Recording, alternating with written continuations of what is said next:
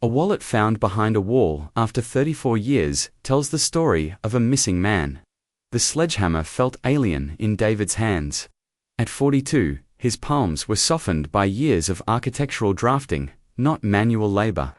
But this house, his childhood home, demanded a physical toll. It demanded sweat and dust and the breaking of things before they could be made new again. His daughter, Maya, all of 16, and armed with a crowbar and boundless cynical energy, was already prying at the base of the master bedroom. "Think we'll find treasure, Dad?" she'd quipped, her voice muffled by a cheap paper mask. "Like pirate gold? Or just a mummified rat?" "Just asbestos and regret, probably," David had muttered back, and she'd laughed. A sharp, happy sound that echoed in the hollow space. They were renovating, gutting the house his parents had left him. A 2-story colonial suffocating under layers of floral wallpaper and shag carpeting from a decade that fashion forgot. His mother had passed 2 years ago, his father 5 before. That, the house had sat in a state of suspended grief, a museum of a life that was over. It was time for a change. A new beginning, built on old bones.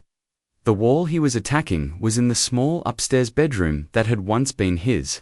He remembered the posters taped to it, a Lamborghini Countach, Farrah Fawcett, a map of Middle-earth. Now it was just a blank expanse of beige plaster, pocked with nail holes and faded water stains from a long-fixed leak in the roof. He swung.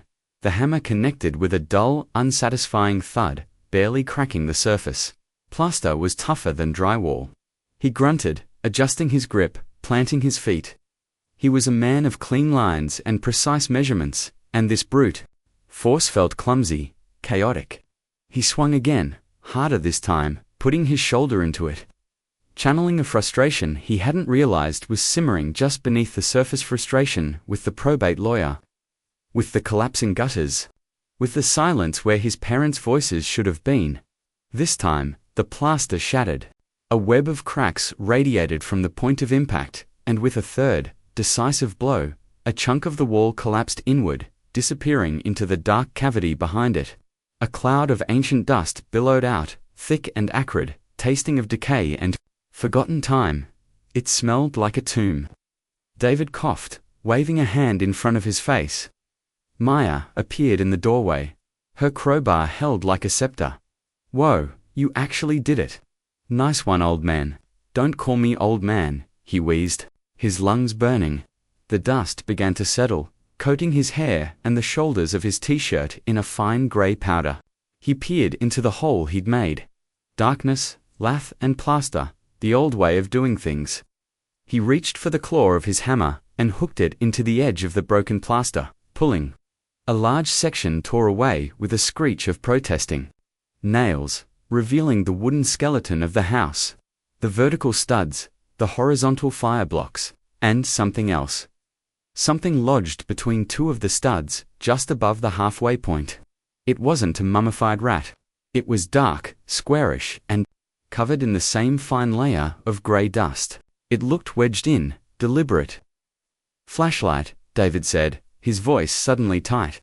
Maya, sensing the shift in his tone, didn't offer a sarcastic retort.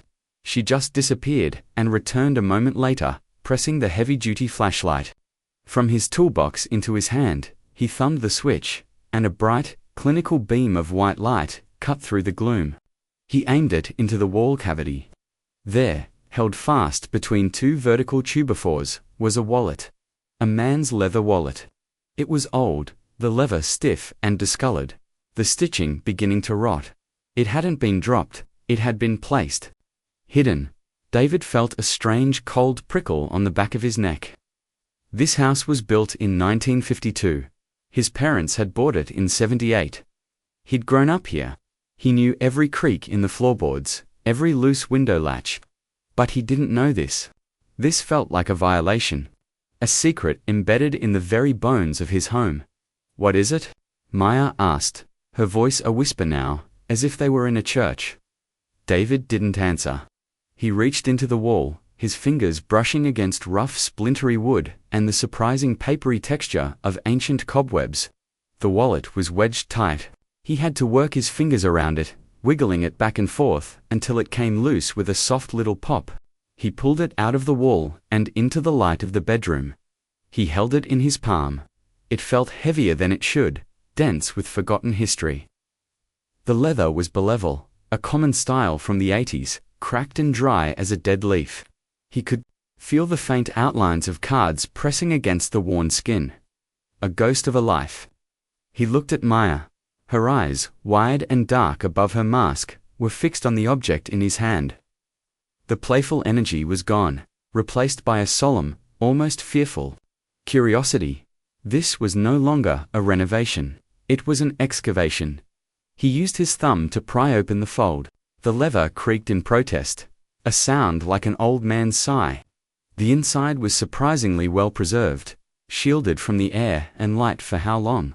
Decades. He carefully, almost reverently, began to pull out the contents. First, a driver's license, encased in yellowed, brittle plastic. The photo was faded, a ghost of a man with kind eyes and a slightly crooked smile. He had a head of thick dark hair, feathered back in the style of the era. The name read, Elias Vance. The issue date was 1988. The address was not this one. The birth date made him 40 years old at the time the license was issued. A man David's age.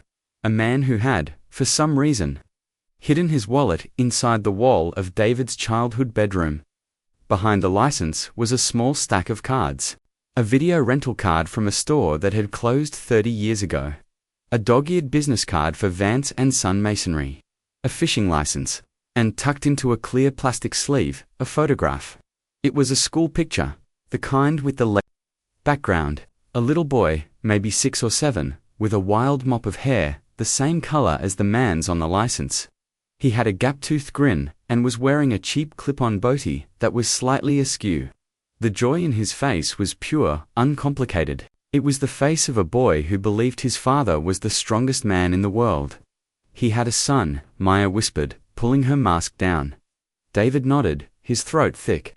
He could feel the story beginning to take shape, a story of a man, a father, who had vanished. But there was one more thing. Tucked deep into the billfold section was a single piece of paper, folded into a tiny, tight square. It was yellowed and fragile, the creases so sharp they looked as if they might turn to dust if handled too roughly. His fingers, clumsy with a sudden tremor, struggled to unfold it. The paper was thin, almost translucent in the afternoon light slanting through the dusty window. It was a letter. The handwriting was frantic, scrawled in blue ink that had bled and feathered over time. The letters were jagged, pressed so hard into the page that he could feel their imprint on the back. It was a message from a man who knew he was out of time. If you are reading this, it means I didn't make it out. It means he won. Don't let him win forever. My name is Elias Vance. I am not a runaway. I am not a drunk who walked away from his family. I am in the foundation of the new courthouse annex. Judge Sterling put me here. David's breath hitched. He read the words again, and then a third time, the name searing itself into his brain. Judge Sterling. Judge Marcus Sterling. The man was a local deity, a titan of the community who had served on the bench for 40 years before retiring in a blaze of glory, lauded as a paragon of justice and integrity. He still lived in the Grand Victorian on the hill overlooking the town, a living monument to civic duty. A man whose charity donations were the stuff of local legend, whose name was on the public library and the wing of the hospital. David had shaken his hand once at a pancake breakfast fundraiser. The man's grip was like iron, his eyes a piercing, benevolent blue. He found out about the money, the bribes, the kickbacks from the construction contracts. I was his mason. I saw the books. I saw the cash changing hands in his chambers. I thought I could use it, get a little for myself, for my boy, for Leo, God, for Leo. I was a fool. I was so stupid, I threatened him. I told him I would go to the papers. He just smiled. That was yesterday. David's heart was hammering against his ribs, a frantic, trapped bird. He could feel the scene, could almost see it, the powerful, smiling Judge, the terrified Mason, realizing his fatal miscalculation. The air in the room grew heavy, charged with the ghost of that long-ago terror. He brought me here, to this house. His special project, he called it, an investment property he was flipping. He and his brother, the sheriff. They laughed while they did it. They told me what they were going to do. That they were going to pour the concrete for the annex foundation tomorrow morning. With me in it, they said no one would ever look for a man like me, a drunk with debts. They said my wife would be glad I was gone. They said my son would forget me. The sheriff. David's mind reeled. Sheriff Brody, Judge Sterling's brother-in-law, had been the law in this county for 30 years. He'd died of a heart attack a decade ago, but he was as much a legend as the judge. The two of them were. The town's foundation, its pillars of order and law. And they were murderers. It wasn't possible. It was a sick joke, a fantasy written by a desperate man. But the wallet was real. The wall was real. I am writing this on a piece of my son's drawing paper. It was in my pocket. He drew a superhero on the other side. He calls him Strong Dad Man. I am not strong. I am so scared, but I am still his father. I am leaving this wallet here. I saw the kids' room being built. I saw them putting up the drywall. I begged them for 1 minute, just 1 minute, to write this. The judge, he thought it was funny. He let me, he said, go ahead. Write your little story. No one will find it for 100 years. By then, I'll be a statue in the town square. David's eyes burned. He could see the man, Elias Vance, his hands trembling, scribbling this last desperate testament while the two most powerful men in the county watched and laughed. A father's final act of defiance, an act of love for a son who would be told his father had abandoned him. If you find this, please, I am begging you. Don't let them be right. Don't let my boy believe the lie. His name is Leo Vance. He is 7 years old. He has his mother's eyes. Tell him his father did not run. Tell him his father fought for him. Tell him I am sorry. Tell him I loved him more than all the stars in the sky. Tell him his dad was strong. The last line was barely legible, smudged as if by a tear. David slowly lowered the paper, his own hands shaking so badly he could barely hold it. He looked at the photograph again, at the gap-toothed, joyful boy. Leo Vance. He would be David's age now. A man who had lived his entire life believing his father was a deadbeat who had walked out on him. A life built on a cruel, monstrous lie. The injustice of it was a physical thing, a crushing weight in his chest that made it hard to breathe. The power of those two men, the judge and the sheriff, to simply erase a person.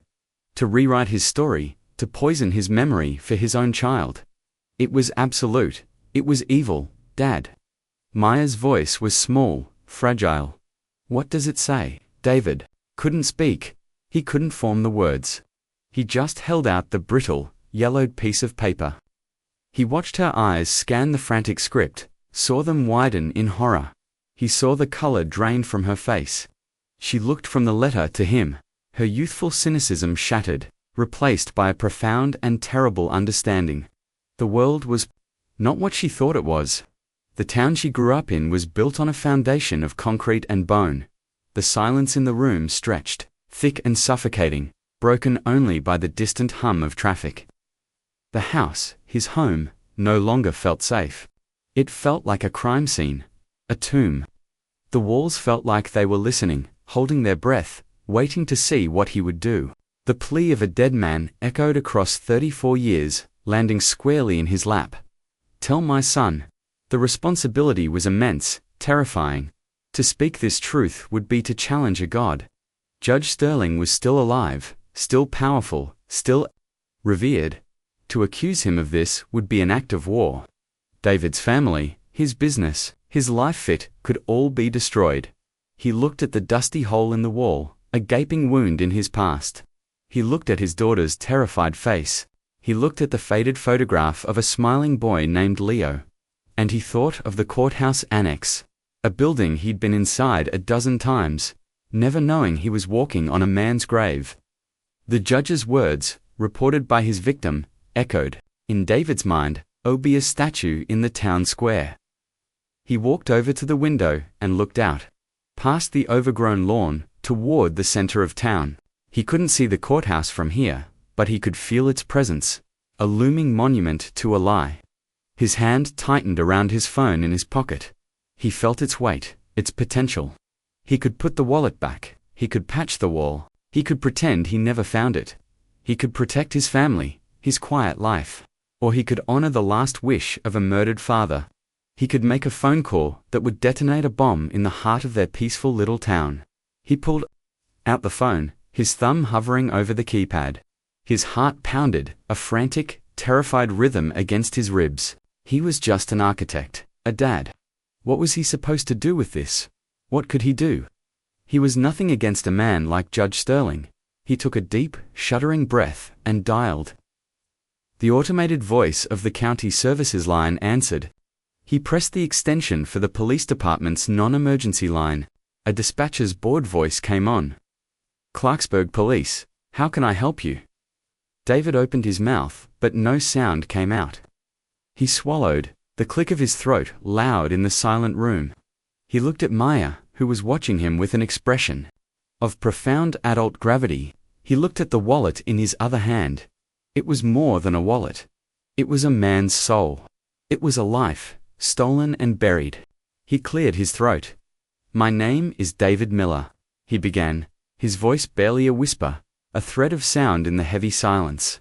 I'm at 345 Oak Street.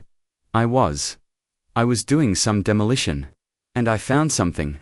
He paused, the weight of the next words pressing down on him, the point of no return. I found a wallet. Behind a wall, he stopped, but the dispatcher didn't speak, just waited. The silence was an invitation to continue, to leap into the abyss. It belonged to a man named Elias Vance, David said, the name feeling momentous, sacred on his tongue. He went missing in 1988. He took one last, ragged breath. The dust and the truth and the terror all mingling in his lungs. His letter says he was murdered. It says he was murdered by Judge Sterling. The other end of the line was silent for a full 5 seconds. David could hear the faint tinny sound of someone else breathing, the soft click of a keyboard. He had done it. The words were out, hanging in the air between his haunted house and the disbelieving ear of the law. The bomb was armed. The fuse was lit. He had no idea what the explosion would look like, only that it was coming, and that nothing, for him or for this town, would ever be the same again. The dispatcher finally spoke, her voice suddenly stripped of its boredom. Now sharp, alert, and laced with something David couldn't quite decipher. Was it shock, disbelief, or was it fear? Sir, she said, her tone clipped and professional, but her voice trembling just the slightest bit. Don't touch anything else. An officer is on their way. The line went dead. David slowly lowered the phone, his hand numb. The silence that rushed back in was different now. It wasn't empty, it was waiting. The victim was a ghost, a name on a yellowed license, but the photograph of his son was a living wound. David couldn't stop looking at it. Leo Vance, 7 years old, a gap-toothed grin frozen in 1988. He would be 41 now, a year younger than David. He would have a life, a job, maybe a family of his own, all of it built on the cracked foundation of a lie. David wondered what the lie had done to him. Did he grow up angry, resentful of the father who had seemingly thrown him away like garbage? Or did he grow up with a hollow space inside him, a question mark where a father should have been? The cruelty of it was bottomless. It wasn't just the murder of Elias Vance. It was the slow, lifelong murder of his memory. The first police officer to arrive was young, barely out of his 20s, with a haircut that was too sharp and an air of nervous authority. His name tag read J. Peterson. He looked at the hole in the wall, at the wallet sitting on the dusty floor where David had placed it, and then back at David with wide, uncomprehending eyes. He had the look of a man who had been expecting a crank call and had walked into an earthquake instead. He fumbled with his notepad, his pen scratching nervously. Judge Sterling, he repeated, his voice cracking. "You're saying, the Judge Sterling?" "That's what the letter says," David said flatly, his own shock hardening into a grim, protective shell. Peterson didn't know what to do. He called his sergeant. The sergeant, a wary-looking man named Miller, a coincidence that felt bizarrely intimate to David, arrived 20 minutes later. Miller had the posture of a man who had seen too much and believed too little. He read the letter, his face an impassive mask, but David saw a muscle twitch in his jaw. He didn't dismiss it. He bagged the wallet and the letter as evidence, his movements slow and deliberate, as if handling unexploded ordnance. He took David's statement, his questions clipped and professional, but his eyes kept flicking toward the hole in the wall, toward the quiet street outside, as if he expected the devil himself to appear on the doorstep. The official machinery of the law was grinding into motion, slow and reluctant, forced to confront a blasphemy. The antagonist, meanwhile, slept in his castle on the hill. Judge Marcus Sterling was 82 years old, a widower, living in a house that was a monument to his own perceived greatness. The town saw him as a benevolent king. He was frail now, leaning on a carved mahogany cane, but his mind was said to be as sharp as ever. His photograph was in the paper every few months, donating a new wing to the animal shelter, reading to children at the library he'd funded, receiving yet another Lifetime Achievement Award. His benevolence was a performance, a carefully constructed fortress built over 34 years to hide the tomb in its foundation. He had smiled at Elias Vance before ordering his death. David wondered if he still smiled like that. Did evil curdle with age, or did it simply perfect its disguise? David imagined the judge in his leather wingback chair, surrounded by plaques and gavels and photos of him shaking hands with governors. His conscience as clean and quiet as a freshly poured slab of concrete. He had gotten away with it. He had lived a long, celebrated life, while the man he'd murdered had dissolved into dust and rebar, his memory a curse to his own son. The power imbalance was cosmic. David was an architect with a sledgehammer. Judge Sterling was a man who had bent reality to his will, who had turned a murder into a myth of his own making. And then there was the witness. David didn't know he existed until 2 days later. The initial police investigation was quiet, almost secretive. Sergeant Miller had been tight-lipped, but a local news reporter, a young woman named Sarah Jenkins who ran a scrappy online blog, had somehow gotten a whiff of the story. She showed up on David's doorstep, her eyes bright with a predatory hunger for the truth. He tried to brush her off, but she was persistent. "I know they're looking into a cold case," she'd said, "a man named Vance. I know it involves Judge Sterling. People are scared to talk, but someone has to." Appear with Sarah, who through a source inside the county clerk's office, found the other name. The name of the third man. It wasn't in Elias Vance's frantic letter. Elias hadn't known. The third man was just a boy then, a teenager. His name was Michael Mikey Santoro. In 1988, he was 17 years old, a high school dropout working a summer job for Vance and Son Masonry. He was Elias's helper. His shadow. Sarah found him an hour's drive away, in a rundown trailer park in the next county over. David, against his better judgment, against the advice of Sergeant Miller, and driven by a compulsion he couldn't name, went with her. He needed to see. He needed this ghost story to have another human face. Mikey Santoro was in his early 50s now, but he looked 70. His face was a roadmap of a hard life, etched with deep lines of worry and cheap whiskey. His hands were gnarled with arthritis, the knuckles swollen and red. He lived in a rusted single-wide that smelled of stale cigarettes and fried food. When they knocked, he opened the door a crack, his eyes squinting with suspicion. He was a man who expected bad news. "Mr. Santoro?" Sarah asked, her voice gentle. "My name is Sarah Jenkins. I'm a reporter. We need to talk to you about Elias Vance."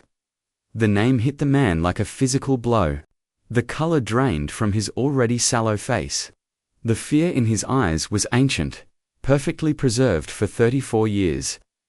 "I don't know nothin' about that," he rasped, his voice a gravelly ruin. He tried to shut the door. They found his wallet. David blurted out, stepping forward. In a wall, he left a letter. Mikey froze, his hand on the doorknob. His eyes shifted to David, and in them, David saw the terrified 17-year-old boy, trapped in the amber of a single horrific night. He slowly, reluctantly, opened the door. The story came out in pieces. A shattered narrative he had clearly spent a lifetime trying to bury. He sat at his greasy kitchen table, his hands trembling as he lit one cigarette after another.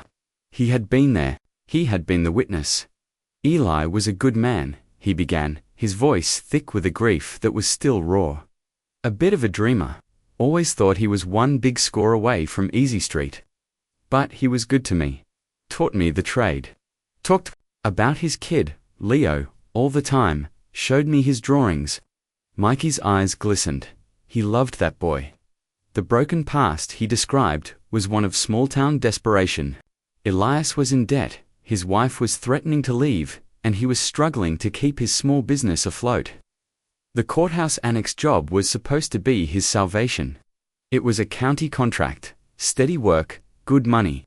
But he'd stumbled into something rotten. The judge, Sterling. He had his hand in everything, Mikey whispered, saying the name as if it might burn his tongue. The construction company that got the main contract, the suppliers, the inspectors, they were all kicking back to him. Eli saw it. He was doing some of the foundation work, and he saw the ledgers, the extra payments, the cash. He was dumb, he got greedy. He thought he could play their game. Mikey had been with Elias the day he'd gone to confront the judge. He'd waited in the truck while his boss went inside the judge's chambers. He was in there for 10 minutes. When he came out, he was white as a sheet. He looked like he'd seen a ghost. He got in the truck and just stared straight ahead. He just smiled at me, Mikey, he said. He just smiled. That night, they came for him. Not in a police car, in a dark, unmarked sedan. Judge Sterling and his brother-in-law, Sheriff Brody. They weren't wearing uniforms. They looked like undertakers. They grabbed Eli from his front porch. Mikey's voice cracked. I was in the truck, waiting to go over some plans for the next day. I saw the whole thing. They were so calm about it, like they were taking out the trash. Eli was screaming for his wife, for Leo. Brody hit him, hard, and they threw him in the back of the car. Mikey's sin, the one that had haunted him for 3.5 decades, was his fear. He was 17. He was terrified. He ducked down in the truck, hiding, praying they hadn't seen him. He just lay there, listening to the car drive away, the sound of Elias's muffled shouts fading into the night. He did nothing. He said nothing. The next day, Elias Vance was officially a missing person. The story put out by the sheriff's department was that he'd run off, leaving behind a mountain of debt and a broken family. Mikey, paralyzed by fear of what the two most powerful men in the county would do to him, kept his mouth shut. Brody came to see me a few days later. Mikey said, crushing his cigarette into an overflowing ashtray.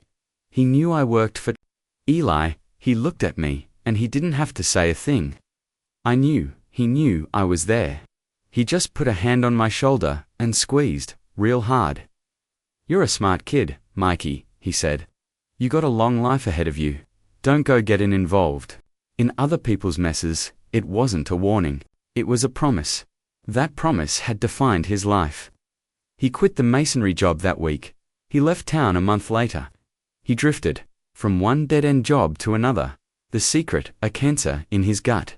He drank. He got into fights. He pushed away anyone who ever tried to get close. His life had been a long, slow retreat from that one night, from the face of the man he'd been too scared to help. The hidden witness wasn't just a witness to a murder. He was a casualty of it, his life derailed and shattered by the shrapnel of that single act of violence. I should have said something, he whispered, tears finally tracking paths through the grime on his cheeks. I should have gone to the state police, to the feds, to someone. But I was a kid. I was scared, and they were gods in that town. Who would have believed me? Who would have dared? David looked at this broken man, and he felt not judgment, but a profound, aching pity. He saw the terror of the 17-year-old boy who had watched his boss and friend be dragged away to his death. He saw a lifetime of self-loathing and fear. Mikey Santoro was the living embodiment of the judge's power, the power to not only kill a man, but to terrorize another into a lifetime of silence, to ensure the secret was kept. "You have a chance to say something now," Sarah said softly, her reporter's instincts tempered by a flicker of human compassion. Mikey looked up, his eyes a maelstrom of fear and a tiny flickering spark of something else. Hope, a desire for redemption. "He's still alive, isn't he?" he breathed. The judge David nodded. "Yes." A long, shuddering sigh escaped Mikey's lips, a sound of 34 years of held breath. He looked down at his gnarled hands, then back at David. The fear was still there, a deep, instinctual thing. But for the first time, there was something else in his eyes too. A flicker of defiance. The ghost of the boy who had once worked for a good man named Elias Vance. "Leo," Mikey said, his voice barely audible. "What happened to the boy?" "Leo Vance. We don't know yet," David admitted. "The police are trying to find him." Mikey nodded slowly, a dark and terrible resolution dawning on his ruined face. He had failed the father. Maybe, just maybe, he could finally do right by the son. The weight of his silence had crushed him for decades. Now, faced with the ghost of the past, he seemed to be contemplating the only thing that could be heavier: speaking the truth. As they drove away from the trailer park, the sun was setting, painting the sky in lurid shades of orange and purple. David felt no sense of victory, no triumph. He had found the witness, but he had also unearthed a life's worth of pain and regret. He had opened a tomb and found not one, but two victims inside. One was buried in concrete. The other had been buried alive in his own silence for 34 years. And the man who had buried them both was still living peacefully in his mansion on the hill, his legacy pristine, his secrets, until now, perfectly, horribly safe. The conflict, when it began to escalate, was not a loud explosion but a slow, suffocating squeeze. The story, leaked by Sarah Jenkins and officially confirmed in a terse press release by the county prosecutor, sent a tremor through the town of Clarksburg. Human remains believed to be those of Elias Vance, missing since 1988, may be located within a municipal structure. An investigation is active and ongoing. The press release was a masterpiece of bureaucratic understatement, but the name it didn't mention was the one on everyone's lips: Judge Sterling. The unspoken accusation hung in the air like wildfire smoke, thick and choking. The town's first reaction was denial, then outrage, not at the judge, but at the accusation itself, at David, at Sarah Jenkins, at the very idea that their monument could be a monster. The local newspaper, a publication that had subsisted for years on puff pieces about the judge's magnanimity, ran a front-page editorial defending him, painting him as the victim of a vicious, unsubstantiated smear. Letters to the editor poured in, calling David a fame-seeking ghoul and Sarah a parasite. His architecture firm's phone, which should have been ringing with clients, was instead flooded with hang-ups and whispered threats. "Leave him alone," one anonymous caller hissed, their voice a low, venomous rasp. "You don't know who you're messing with?" Judge Sterling himself remained silent, ensconced in his Victorian fortress. But his power was not silent. It was a living, breathing network he had cultivated for half a century. The first betrayal came from Sergeant Miller. He had seemed like an honest cop, weary but decent. But one evening, he called David. His voice was strained, official. "The prosecutor's office is taking lead on this, Miller," he said, his tone clipped. "I've been instructed to direct all inquiries to them. I can't discuss the case with you further." "What does that mean?" David demanded. "Are you still investigating? What about Mikey Santoro's statement?" There was a pause, a crackle on the line. David heard a faint sigh. "It's a 34-year-old accusation from an unreliable witness with a history of alcoholism against a beloved public figure. The letter, it could be a forgery, a suicide note twisted into something else. That's the narrative they're floating. That's bullshit, and you know it, David snapped. What I know, Miller's voice dropped to a near whisper, laced with a terrifying resignation, is that my pension is 5 years away. I have a daughter in college. I'm just a cop, David. I follow orders. The line went dead. The blue wall had closed ranks, protecting its own, and the judge was more its own than any cop on the force. The system wasn't just failing to find, just as it was actively conspiring to suffocate it. The cruelty of the antagonist became bolder, more overt. The judge didn't need to speak, he had proxies to do his dirty work. A community defense fund was established in his name. Organized by the very people whose careers he had built, whose families he had enriched. The president of the local bank, the owner of the largest construction firm, the head of the town council, they all appeared on television, their faces radiating righteous indignation. Speaking of the judge's unimpeachable character, and decrying the vultures trying to tear down a local hero. It was a masterclass in an entire town. They were making the murder of Elias Vance seem like a lesser crime than the besmirching of Marcus Sterling's reputation. For the victim, or rather, the victim's ghost and his newly found son, the humiliation was public and brutal. The police, under pressure from the prosecutor, finally located Leo Vance. He was living in a city 3 states away. He was an electrician, married, with 2 daughters, and he wanted nothing to do with it. Sarah Jenkins managed to get his number. When she called, his wife answered. Her voice was brittle with fury. Leo has spent his entire life trying to escape the shadow of that man, she said, her words clipped and precise. His father was a drunk and a gambler who abandoned his family. He broke his mother's heart and left her with nothing. Now, 30 years later, you people want to drag it all up again with some insane story about a judge. To what end? So, you can sell a few more papers. So that man, David Miller, can get his 15 minutes of fame. Leave us alone. We have a good life here. We don't want your drama. We don't want your truth. It's too late for that. She hung up. David felt that rejection like a punch to the gut. The one person he was trying to do this for, the boy in the photograph, had rejected the gift of truth. But David understood. The lie, however painful, was the devil he knew. The truth was a demon he couldn't imagine. One that would force him to reevaluate every moment of his life.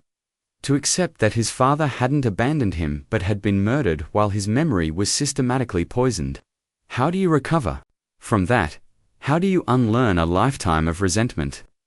The judge hadn't just killed Elias, he had broken his son in a way that might be irreparable. The witness, Mikey Santoro, began to crumble. After giving his official statement to the police, he had become a pariah. His photograph, a grainy, unflattering shot, was plastered on Sarah's blog, then picked up by regional news. He was no longer an anonymous, broken man in a trailer park. He was the town drunk who was trying to take down a saint. He called Sarah. In a panic, "They're driving by my place," he stammered, his voice choked with terror. "Slow, dark cars. They just park across the street and watch. I can't sleep, I can't eat. I think they're gonna get me, just like they got Eli." His fear was a palpable thing, a frantic energy that buzzed through the phone. He was struggling between his conscience, his desperate desire to finally do the right thing, and the primal, 34-year-old terror that had ruled his life. The judge and his cronies weren't just discrediting him. They were psychologically torturing him, pushing him to the brink, hoping he would recant, or run, or drink himself to death. They were reenacting the original crime, silencing the witness all over again. The tension was becoming unbearable. David felt it every time he walked outside. The glares from neighbors. The mothers who pulled their children a little closer as he passed. The word liar spray-painted in angry red letters across his garage door. His daughter, Maya, was being shunned at school. Old friends stopped calling. His business was bleeding clients. The house, the source of this nightmare, felt less like a home and more like a besieged fortress. The walls he was trying to rebuild felt like they were closing in on him. The escalation reached its peak. One rainy Tuesday night, David was working late in his home office, trying to salvage a project for a client who hadn't yet abandoned him. Maya was supposed to be at a friend's house studying. The phone rang. It was an unknown number. He ignored it. It rang again. Insistent, he finally answered, annoyed. Hello? It was Maya. She was crying. Not the frustrated tears of a teenager, but the deep, ragged sobs of pure terror. Dad, she gasped. Dad, you have to come, please. Maya, what's wrong? Where are you? I'm on the old river road, my car. It just died. And there's another car here. It's been following me since I left town. It's parked behind me. The lights are off. Dad, I'm so scared. A cold, primal dread, colder than anything he'd felt before, seized David. The river road was isolated, dark, with no houses for miles. Lock your doors. Do not get out of the car, he commanded, his voice shaking with a rage so potent it was almost blinding. He was already grabbing his keys, sprinting for the door. I'm on my way. I'm calling 911 right now. Just stay on the phone with me, Dad. They're getting out of the car. Her voice dissolved into a choked scream. The line went dead. David's roar of fury and terror was an animal sound. He fumbled with his phone, dialing 911, shouting his daughter's location, his voice cracking with panic. He threw the phone onto the passenger seat and peeled out of his driveway, his tires screaming on the wet pavement. The 10-minute drive felt like an eternity. His mind was a slideshow of horrors, of all the ways this could end. Of all the ways the judge's silent, suffocating power could manifest. It wasn't just about a murder anymore. It wasn't about a long-dead man. They were coming for his daughter. They were trying to break him by threatening the only thing in the world that mattered. The injustice of it was a white-hot fire in his veins. The cruelty was no longer abstract. It was here, now, on a dark road, and it was aimed at his child. He floored the accelerator, the engine screaming, as he raced toward the darkness, praying he wasn't already too late. The rain fell in blinding, relentless sheets, turning the world outside his windshield into a liquid nightmare. Every pair of headlights approaching in the opposite lane was a potential threat. Every shadow on the side of the road a monster. The 911 dispatcher's voice was a tinny, useless echo in his memory. He was alone, driving into the heart of a darkness that had been cultivated in this town for decades. The judge's darkness. He gripped the steering wheel, his knuckles white, his mind a chaotic storm of prayer and profanity. Please, be okay. Please be okay. Let me get to her. He rounded the last curve before the long, straight stretch of the river road, and he saw it. Up ahead, maybe a quarter of a mile away, were the flashing blue and red lights of a police cruiser. And beyond them, Maya's small sedan, angled slightly onto the shoulder. He slammed on the brakes, his car skidding to a halt behind the cruiser. He threw the door open and ran. The cold rain plastering his shirt to his skin in seconds. A young officer, not Peterson, intercepted him, putting a firm hand on his chest. Sir, you need to stay back. That's my daughter. Is she all right? David shouted, trying to peer around the officer's shoulder. He could see Maya sitting in the back of the police car, wrapped in a blanket, her face pale and tear-streaked, but, blessedly, miraculously, whole. The relief that washed over him was so powerful it almost buckled his knees. She's shaken up, but she's physically unharmed, the officer said, his voice calm and steady. The other vehicle was gone by the time we arrived. Gone. Did you get a description? A license plate?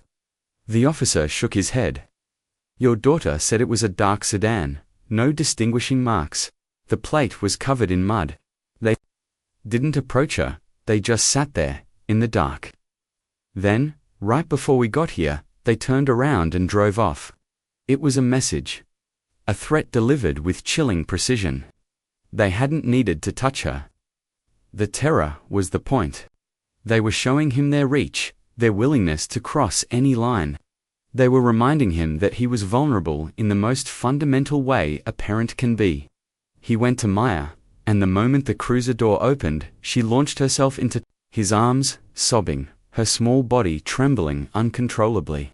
He held her, whispering assurances he didn't feel, his heart a cold, hard knot of fury. This was the judge's move. It had his fingerprints all over it. The quiet, deniable cruelty. The psychological warfare, but they had made a mistake. They had underestimated his rage. They thought threatening his daughter would make him back down, but it had the opposite effect. It vaporized his fear, crystallizing it into a diamond-hard point of resolve. He was no longer just seeking justice. For Elias Vance, he was seeking vengeance. The plot twist, the hidden clue that would change everything, came not from the police or from Sarah Jenkins's reporting, but from the most unexpected of sources, Mikey Santoro. 2 days after the incident with Maya, David received a package in the mail. It was a small, lumpy padded envelope with no return address, postmarked from a town 50 miles away. Inside, wrapped in a greasy paper towel, was an old cassette tape.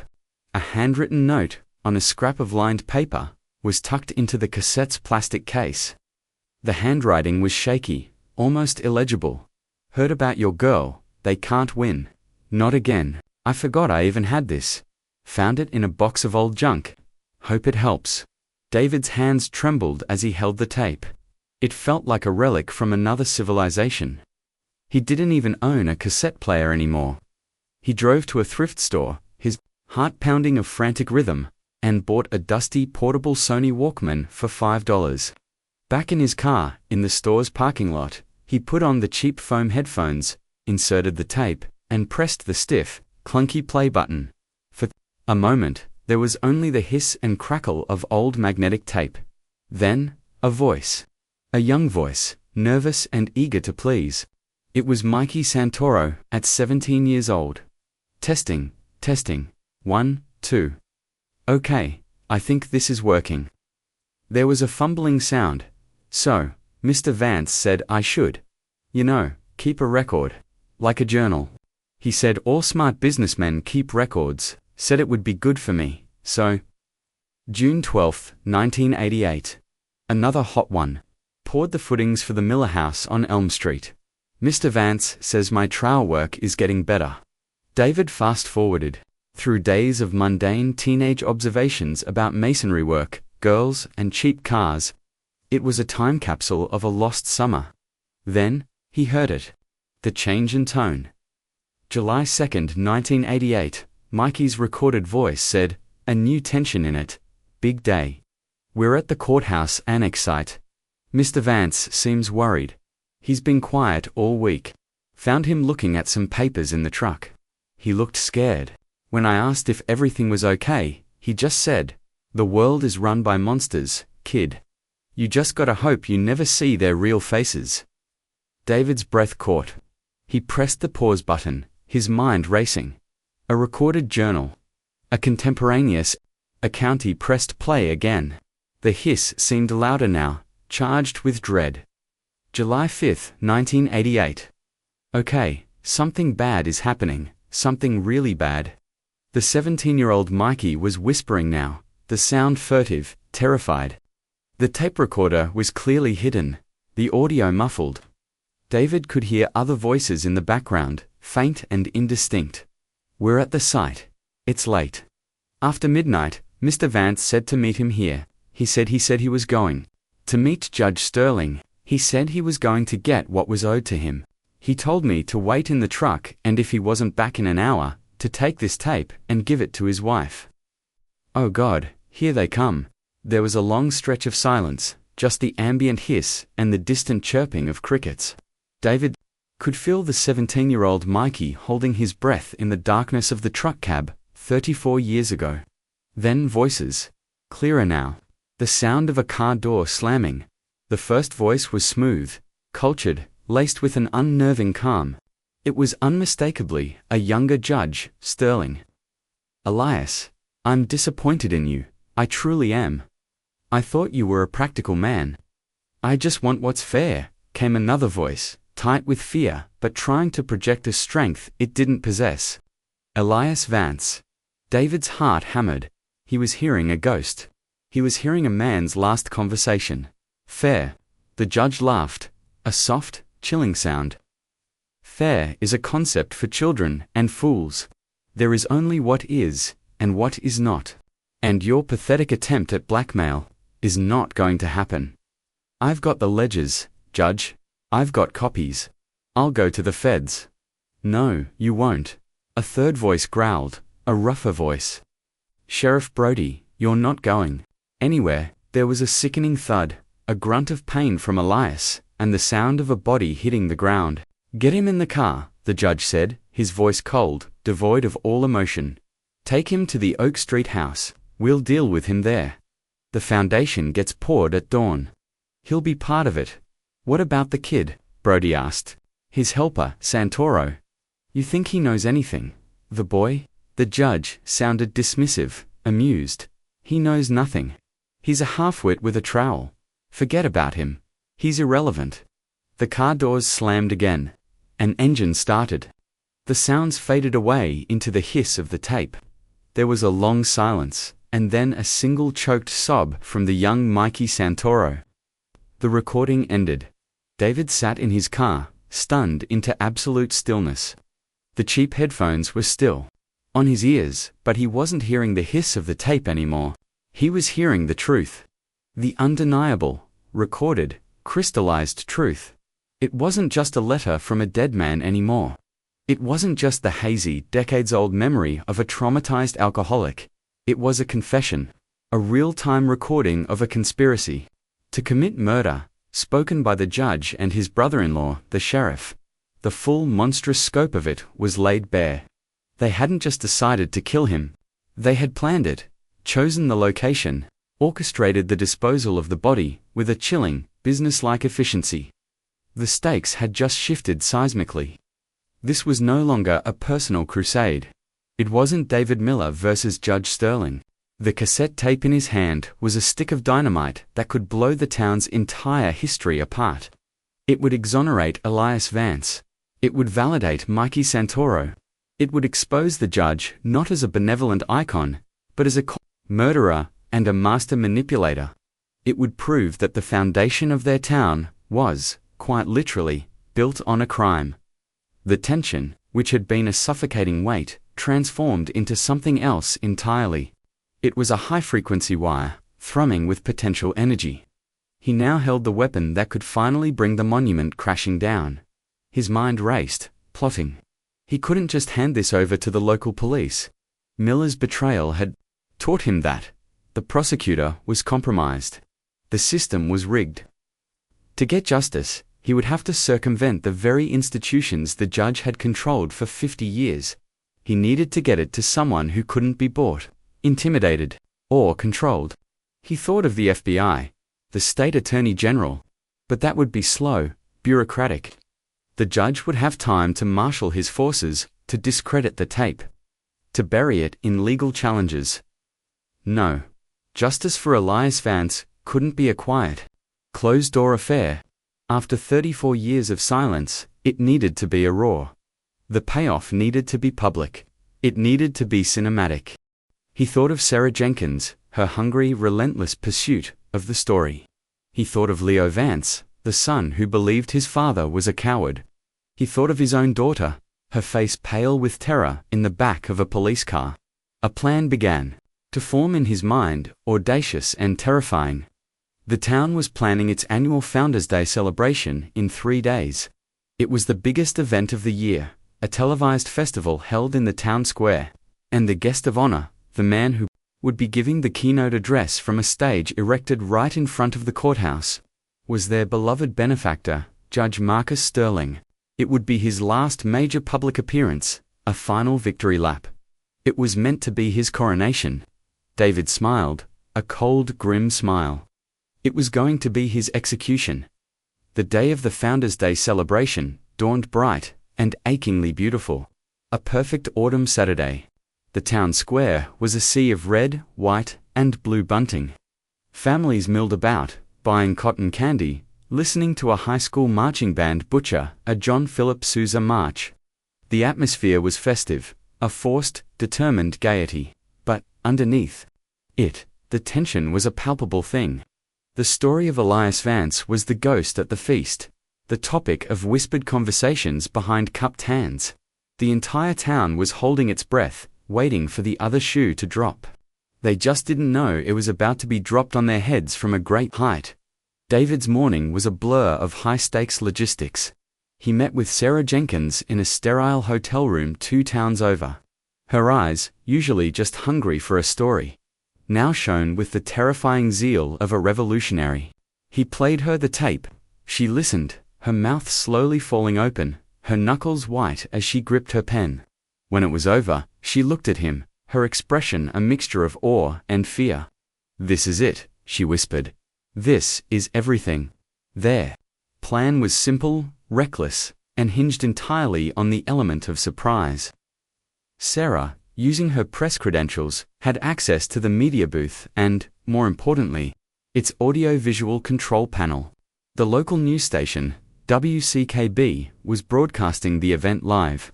The feed was also being streamed on the town's official website. Sarah had a contact, a young, disgruntled RV tech, who owed her a favor and despised the town's cronyism. He had agreed to help, for a price. David's other call was the hardest he'd ever had to make. He called Leo Vance. This time, there was no gatekeeper, no angry wife. Leo himself answered, his voice flat and weary. "I thought I made myself clear." "I know," David said, his own voice tight with urgency. "And I am sorry to call you again. But you need to hear something. I can't tell you what it is over the phone, but it will change everything you think you know. Sarah Jenkins, the reporter, can send you a secure link. A live stream. The Founders' Day ceremony.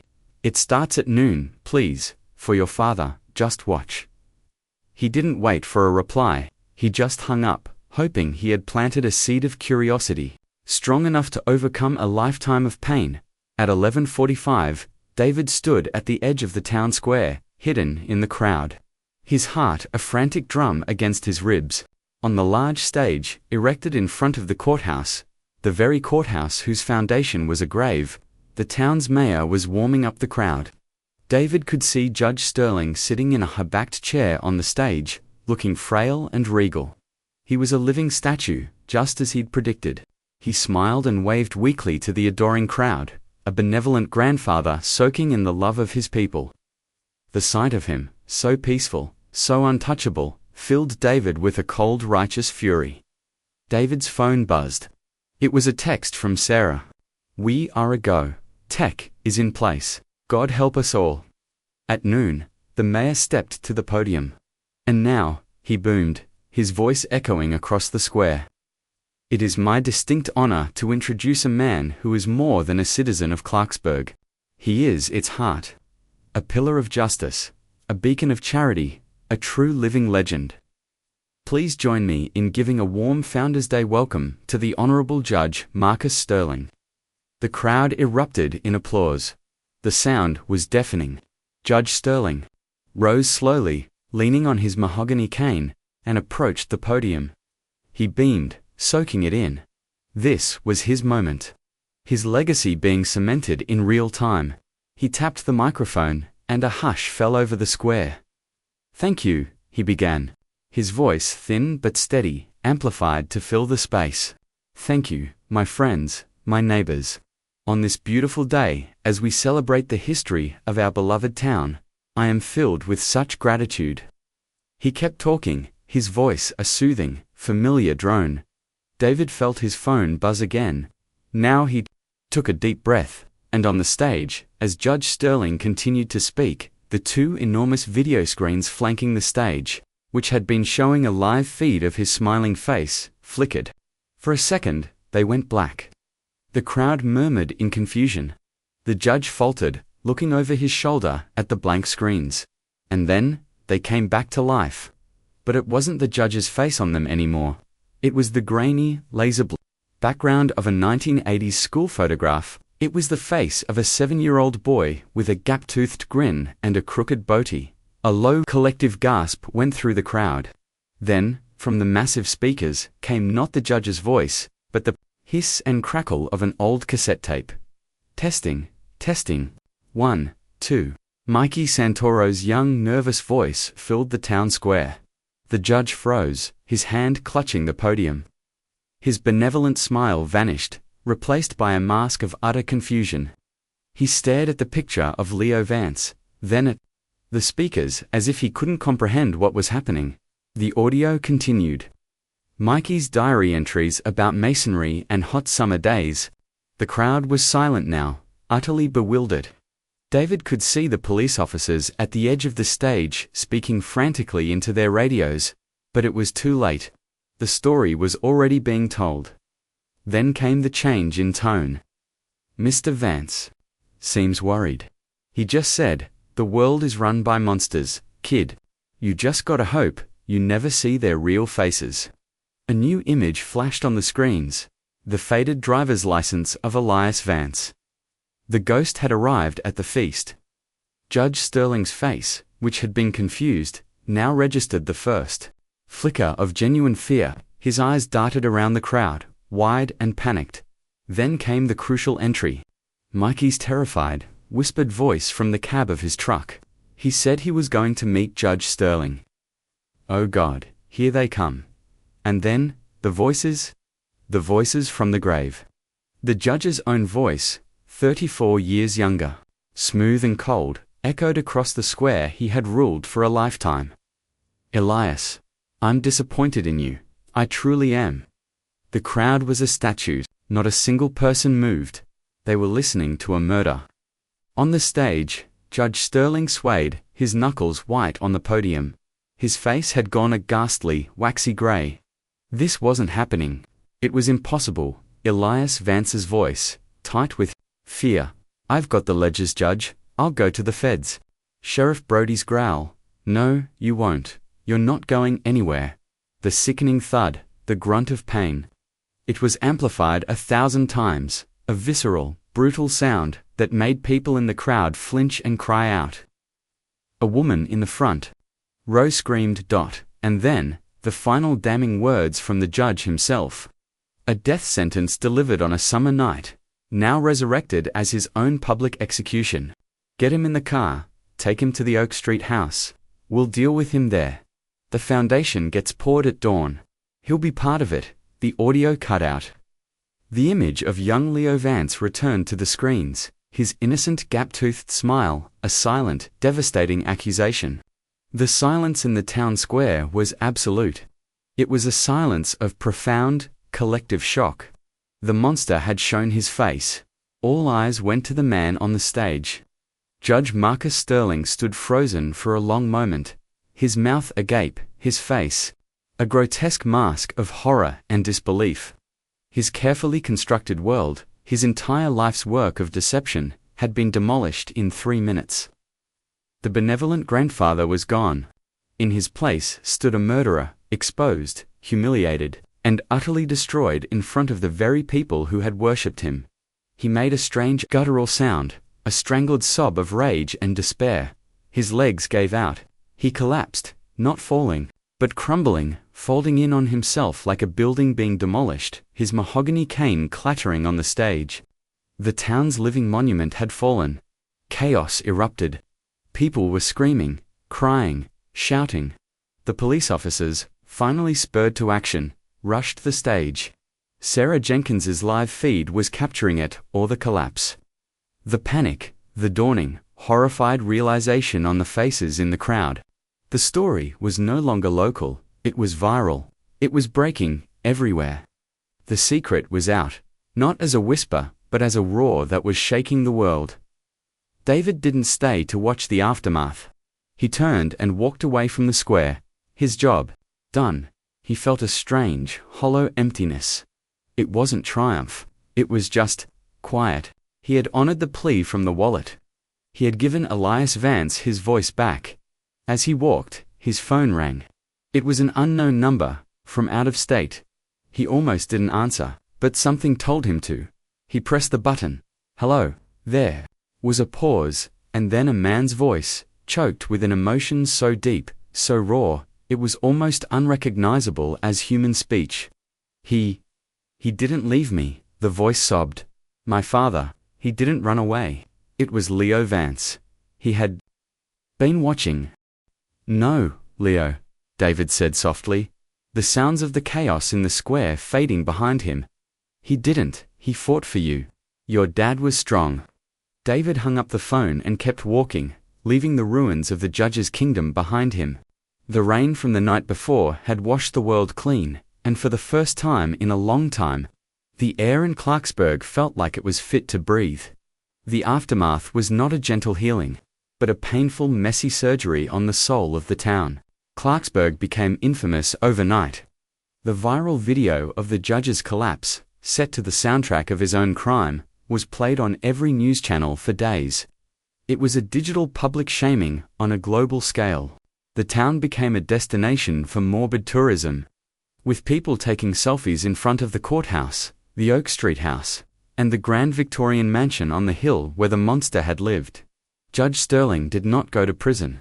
He had a massive stroke in the ambulance on the way to the hospital. He survived, but he was left a prisoner in his own body, unable to speak, unable to move his right side. His once sharp mind reduced to a flickering candle flame of awareness. He was transferred to a long-term care facility, where he would live out his remaining days staring at a white wall, the recipient of a justice more poetic and cruel than any he had ever dispensed from the bench. His body had become his own jail cell. His silence, once a weapon, was now his eternal punishment. The excavation of the courthouse. Annex Foundation was a somber, televised event. Using ground-penetrating radar, they found the anomaly exactly where the letter said it would be, a crew in hazmat suits, working under floodlights in the dead of night, carefully cut and lifted a large section of the concrete. There, curled in the fetal position, were the skeletal remains of Elias Vance. The discovery was a final grim confirmation, a full stop at the end of a 34-year-long sentence. Leo Vance came to Clarksburg for the burial. David met him. At the small, quiet ceremony, he was a man with his father's kind eyes, but they were shadowed by a lifetime of sorrow. He stood with his wife and 2 daughters, who looked at the simple wooden coffin with a confusing mixture of grief for a man they'd never known, and relief for a man they were just beginning to understand. Leo shook David's hand, his grip firm.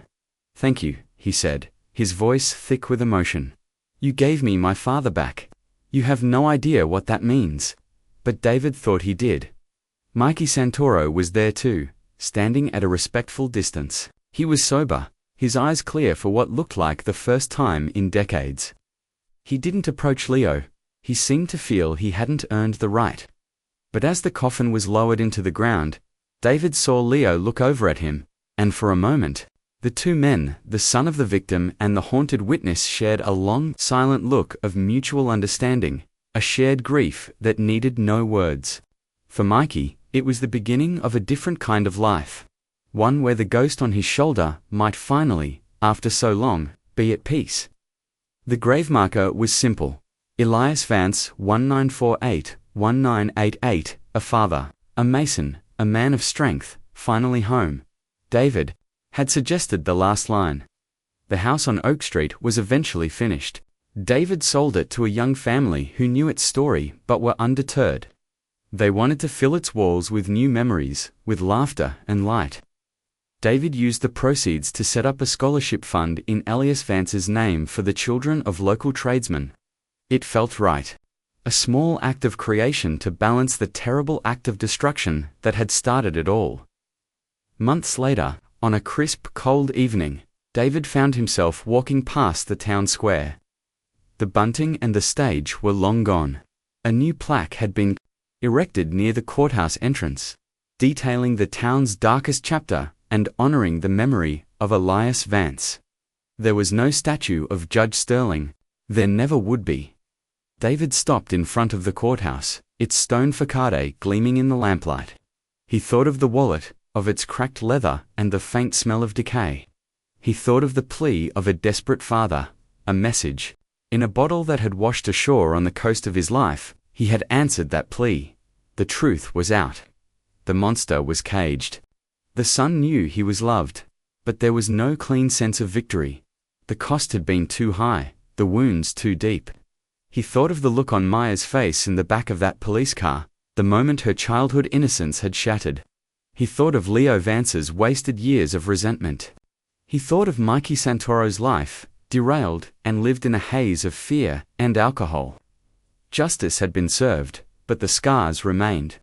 The emotional echo of that long-ago crime would linger forever. A haunting reminder that evil, once unleashed, can never be fully contained. It leaves ghosts, it leaves ruins, and it falls to the living to pick their way through the rubble, to try and build something new on the haunted ground. He pulled his coat tighter against the evening chill and walked home.